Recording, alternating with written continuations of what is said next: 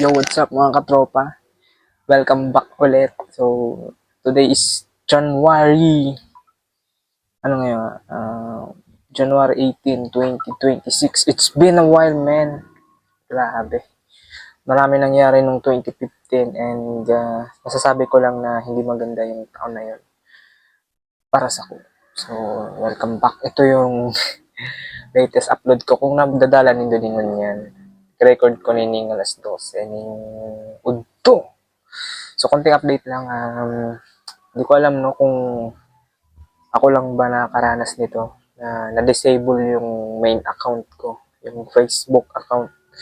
And gumawa ulit ako ng isang Facebook account. And yun lang, na-detect ulit. And na-disable na naman. So, I'm hoping na maayos yung main account ko para mabalik ko na yung mga account ko na yun. At para ma-delete ko yung mga ibang account kasi napaka-strict na ni Meta ngayon. So, ganito kasi yun ng December 15, mga 12 p.m. Siyempre, galing akong work noon eh. Nag-scroll-scroll na lang ako.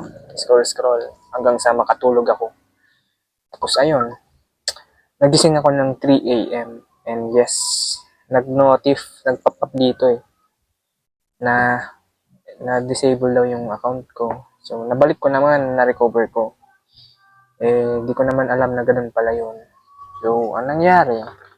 After 1 hour, na-disable ulit yung business account ko, yung dump account ko, tsaka yung main account ko. Yung dalawang business account, dump account, na-disable na talaga. Yung main account ko is suspended ng 180 days. So, I have 152 days na lang. Pero, walang nakalagay na appeal. So, marami akong ni-research.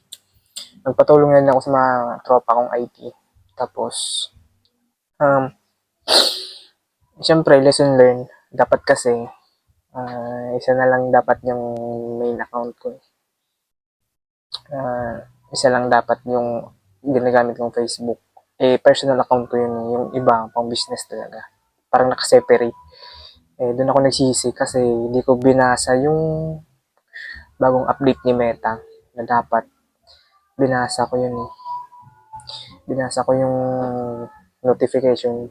Basta yung sa Facebook, nag-strict na si Meta ngayon mga katropa eh. So, disable pa rin yung account ko. And, yeah, nakaka-stress kasi yung main account ko na yun. 12 years na yun sa akin. Napaka-importante yun. Wala akong magagawa. 1 month na nakalipas. So, yun. Tingnan nyo, bubuksan ko yung main account ko pero suspended pa rin. Ayun. Suspended, man. Suspended, man. So, ayun. Hindi ko na lang muna ginalaw. Hoping na mag-message si Meta. Pero nag-appeal na rin ako kasi wala na. So, yun lang. So, ito na talaga ata yung paalam ko sa Facebook. Ewan ko kung mabalik pa. Siguro. So, happy New Year sa Indo. Ingat kayo mga katropa. So, ito lang yung konting vlog natin. Update ngayong 2026. So, hindi ko alam. Sa sunod, baga-update ako kung ano na mangyayari sa buhay ko. Ni-record ko to para sa documentation ko. So, in case na 2027, may upload ako. So, yun lang. Suspended yung Facebook account ko. And hindi ko alam kung mababalik ko pa. Siguro,